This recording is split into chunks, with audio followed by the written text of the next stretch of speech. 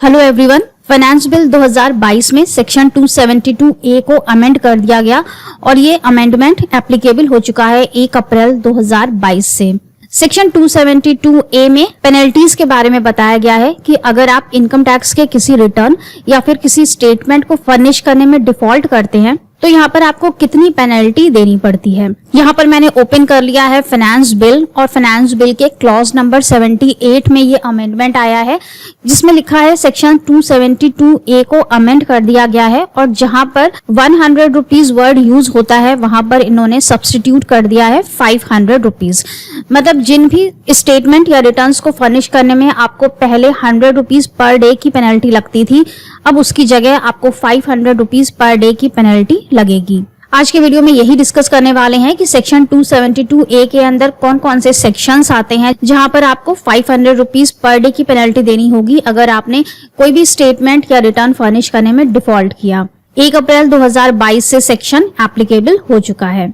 Section 272A first time introduce हुआ था year 99 में और उस समय यहाँ पर 100 रुपीज पर डे की पेनल्टी दी गई थी अगर आप कोई डिफॉल्ट करते हैं। लेकिन जब फाइनेंस बिल 2022 आया तो CAG की रिपोर्ट में ये कहा गया कि 100 रुपीज पर डे की पेनल्टी बहुत कम है जो कि 99 में स्टार्ट की गई थी और अब हमें अकॉर्डिंग टू इन्फ्लेशन इसे बढ़ाकर 500 रुपीज कर देना चाहिए और अकॉर्डिंगली 500 रुपीज कर दिया गया और 1 अप्रैल 2022 से ये पेनल्टी एप्लीकेबल हो चुकी है। तो चलते हैं सेक्शन 272A पर और देखते हैं कि इसमें कौन कौन से रिटर्न्स और स्टेटमेंट्स बताए गए हैं। बहुत ही इंपॉर्टेंट वीडियो है, ध्यान से देखिएगा, स्किप मत करिएगा, बहुत ही इंपॉर्टेंट सेक्शन है। तो चलिए चलते हैं सेक्शन 272A पर। यह है section 272A, penalty for failure to answer questions, sign statements, furnish information, returns और statements, allow inspection etcetera. Section 272A को 4 पार्ट्स में डिवाइड किया गया है, 1, 2, 3 एंड 4।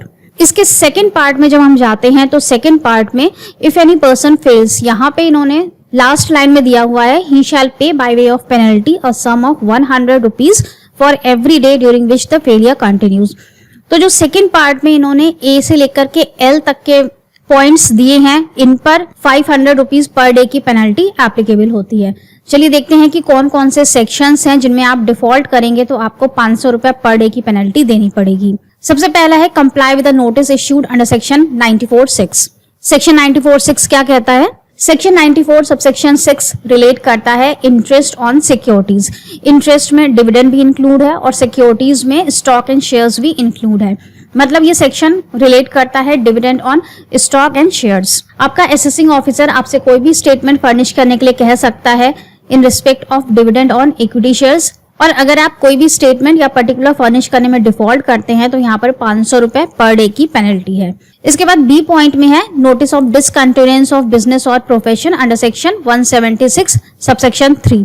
अगर आप बिजनेस या प्रोफेशन डिसकंटिन्यू कर देते हैं और इसका नोटिस आप असेसिंग ऑफिसर को नहीं देते हैं या आपने अपनी इनकम टैक्स रिटर्न्स फर्निश नहीं की हैं और इसके रिगार्डिंग आपने नोटिस भी नहीं दिया है तो इस तरह के डिफॉल्ट पर भी 500 रुपए पर डे की पेनल्टी चार्ज की जाएगी। इसके बाद C पॉइंट में है रिटर्न्स, स्टेटमेंट और particulars mentioned in section 133, section 206 and section 285B। Section 133 क्या है? Section 133 power to call for information. आपका असेसिंग ऑफिसर आपसे कोई भी इंफॉर्मेशन कॉल कर सकता है, आपसे रिटर्न फर्निश करने को कह सकता है, आपसे कोई डॉक्यूमेंट मांग सकता है, आपसे कोई बुक्स ऑफ अकाउंट्स या कोई स्टेटमेंट फर्निश करने के लिए कह सकता है और अगर आप इसमें डिफॉल्ट करते हैं तो यहाँ पर 500 रुपीज पर डे की पेनल्टी है। 133 के बाद आता है 206 TCS का सेक्शन है। TCS के अंदर भी अगर आप कोई डिफॉल्ट करते हैं रिटर्न फर्निश करने में या स्टेटमेंट्स या पर्टिकुलर्स, तभी यहाँ पर 500 रुपए पर डे की पेनल्टी है। और सेक्शन 285B ये है producers of cinematograph films. Film के जो प्रोड्यूसर्स होते हैं उन्हें भी कुछ पर्टिकुलर स्टेटमेंट्स फर्निश करनी होती हैं, उसमें अगर वो डिफॉल्ट करते हैं तो उनको भी यहाँ पर सेम पेनल्टी है। इसके बाद है to allow inspection of any register refer to in section 134। अगर आपका असेसिंग ऑफिसर किसी रजिस्टर का इंस्पेक्शन करना चाहता है और आप उसे अलाउ नहीं करते हैं तब भी यहाँ पर 500 रुपीज पर डे की पेनल्टी लगेगी। इसके बाद है to furnish the return of income which is required to furnish under subsection 4A और subsection 4C of section 139। Section 139 के 4A और 4C में अगर आप डिफॉल्ट करते हैं तब भी पेनल्टी लगेगी। सेक्शन 139 4A क्या है? receipt of income derived from property held under trust or other legal obligation wholly for charitable or religious purposes or in part only for such purposes. अगर कोई ऐसी प्रॉपर्टी जो ट्रस्ट या charitable institution की है और उससे आप इनकम डिराइव्ड कर रहे हैं तो आपके लिए इनकम टैक्स रिटर्न फाइल करना कंपल्सरी है, भले ही आपकी इनकम टैक्सेबल लिमिट के नीचे आती हो, बिलो हो। तो इन केसेस में अगर आप अपनी रिटर्न फर्निश नहीं कर रहे हैं तब भी डिफॉल्ट करने पर आपको 500 रुपए पर डे की पेनल्टी लगेगी। इसके बाद है a copy of the declaration mentioned in section 197A। अगर आप 197A में डिक्लेरेशन का डिफॉल्ट करते हैं तब भी आपको यहाँ पर पेनल्टी है। और 197A क्या कहता है? No deduction to be made in certain cases. कुछ ऐसे पर्टिकुलर केसेस हैं जिसमें कि आपको टीडीएस डिडक्ट नहीं करना है पर्टिकुलर पर्सन का। फॉर एग्जांपल अगर कोई पर्सन 15G या 15H सबमिट करता है तो हम उसका टीडीएस डिडक्ट नहीं करते हैं।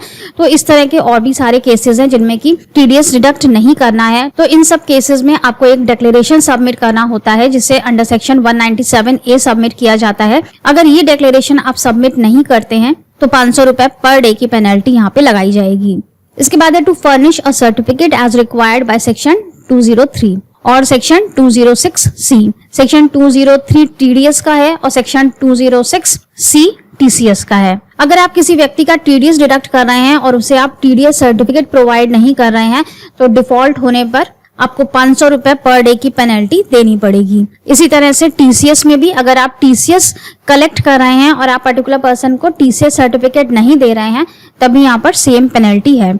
इसके बाद है deduct and pay tax as required by subsection 2 of section 226। To furnish a statement as required by subsection 2C of section 192। Section 192 है सैलरी का और सेक्शन 2C कहता है कि अगर आप फॉर्म 16 प्रोवाइड नहीं करते हैं अपने एम्प्लॉय को, आप उसका टीडीएस डिडक्ट कर रहे हैं लेकिन आप फॉर्म 16 प्रोवाइड नहीं करते हैं तो यहाँ पर भी आपका डिफॉल्ट है और यहाँ पर आपको 500 रुपए पर डे की पेनल्टी लगेगी। टू डिलीवर और cause to be delivered in due time copy of declaration refer to in section 206C subsection 1A। ये सेक्शन क्या कहता है? No collection of tax shall be made in the case of a buyer who is resident in India if such person furnishes to the person responsible for collecting tax a declaration in writing in duplicate in the prescribed form and verified in the prescribed manner। TCS का ही section है। अगर buyer written में declaration देता है तो उसका tax collect नहीं किया जाएगा। के पॉइंट है copy of statement within the time specified in subsection 3 of section 200 and provision to subsection 3 of section 206C। section 200 TDS का सेक्शन है। Statement of deduction of tax under subsection 3 of section 200 बहुत important section है। और जो TDS की returns हम file करते हैं उसके डिफॉल्ट में 500 रुपीज की पेनल्टी पर डे लगने वाली है। Statement of deduction of tax under section 192 in form number 24Q। Salary का जो भी टीडीएस डिडक्ट होता है उसकी रिटर्न जाती है फॉर्म नंबर 24Q में, अगर उसमें डिफॉल्ट हो, या फिर statement of deduction of tax under section 193 to section 196। Section 193 से लेकर के 196 में जो भी टीडीएस रिटर्न्स जाती हैं, जैसे कि सेक्शन 194 टीडीएस ऑन डिविडेंड है, section 195 TDS on non residents है। तो इन सभी सेक्शंस में जो भी टीडीएस रिटर्न्स हम फाइल करते हैं उसके डिफॉल्ट पर 500 रुपए पर डे की पेनल्टी अब लगेगी। टीडीएस रिटर्न्स की डेट क्या है वो भी यहाँ पर स्पेसिफाई किया गया है। जो लास्ट क्वार्टर है 31 मार्च वाला क्वार्टर, उसकी टीडीएस रिटर्न की डेट है 31 मई और 31 मई तक अगर फोर्थ क्वार्टर की टीडीएस रिटर्न फाइल नहीं की जाती है तो पेनल्टी लगनी स्टार्ट हो जाएगी। इसी के साथ ही provision to subsection 3 of section 206C, ये टीसीएस का सेक्शन है। अगर टीसीएस की रिटर्न आपने फाइल नहीं की तब भी सेम पेनल्टी है। और इसके बाद लास्ट में है एल पॉइंट, डिलीवर और cause to be delivered quarterly return within the time specified in subsection 1 of section 206A। Insertion of new section 206A, नया सेक्शन इंट्रोड्यूस किया गया था। सेक्शन 206 के बाद एक नया section 206A, furnishing of quarterly return in respect of payment of interest to residents without reduction of tax. जो भी बैंकिंग कंपनीज हैं या कोऑपरेटिव सोसाइटीज हैं या पब्लिक कंपनीज हैं और इंटरेस्ट का पेमेंट कर रही हैं without deduction of tax, TDS deduct नहीं करती हैं, उन्हें एक क्वार्टरली रिटर्न फर्निश करना होता है इसके रिस्पेक्ट में। तो अगर वो डिफॉल्ट करती हैं ये क्वार्टरली रिटर्न फर्निश करने में तब भी यहाँ पर ये पेनल्टी लगेगी। तो यहाँ पर हमने ए से लेकर के एल तक के सारे पॉइंट्स देख लिए और सारे सेक्शंस भी देख लिए कि किन किन सेक्शंस में हम डिफॉल्ट करेंगे तो हमें ये पेनल्टी लगने वाली है। यहाँ पर जो मेन सेक्शंस हैं वो सैलरी का सेक्शन है और टीडीएस और टीसीएस के रिटर्न्स हैं।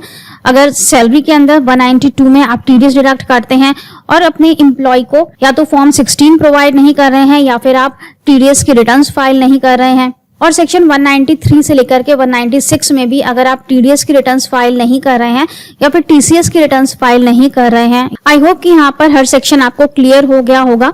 फिर भी अगर आपकी कोई क्वेरीज हैं तो आप हमसे कमेंट बॉक्स में पूछ सकते हैं। Thank you so much for watching this video. Stay safe and healthy. Bye bye.